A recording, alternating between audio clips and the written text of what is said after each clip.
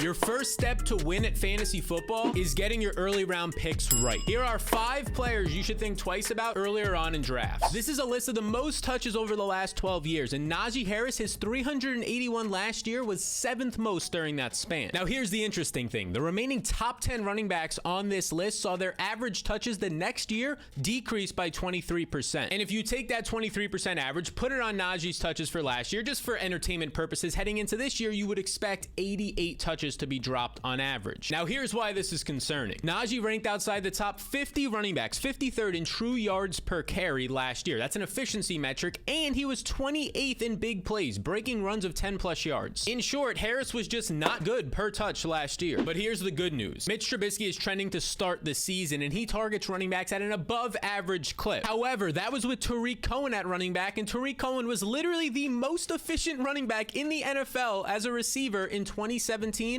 and 2018. His 3.80 yards per route run is one of the highest we have ever seen. So there's a reason, if you're Mitch Trubisky, that you would target this guy. And now let's look at where Najee ranked last year. In that same metric, Najee ranked 25th in yards per route run. He was 27th in yards after the catch, and he was top 5 in drop percentage. He was dropping balls left and right. Among running backs, he ranked 25th in that same metric where Cohen was fantastic in yards per route run. He's just not efficient. He was 27th in yards per reception, and he was top 5, not in a good way, top 5 in drop percentage. He was dropping balls left and right, fellas. But that's not all. The Steelers' offensive line ranked 26th overall last year, but they did add 2 new pieces this offseason. Let's take a look. They added Mason Cole, who last year was the 100th ranked offensive lineman. That's not the greatest. And they added James Daniels, who was a little bit better, but still not great, 87th overall. Now, these aren't the absolute worst offensive linemen, but I would consider them average, maybe even below average. So Pittsburgh's line is going to project to be bottom 10 again. Now, these are some players drafted after Najee Harris that I'd rather have. Dalvin Cook, Devontae Adams. You can scroll down and find the Joe Mixons and DeAndre Swifts. I do think that Najee Harris is a great player. We're splitting hairs here.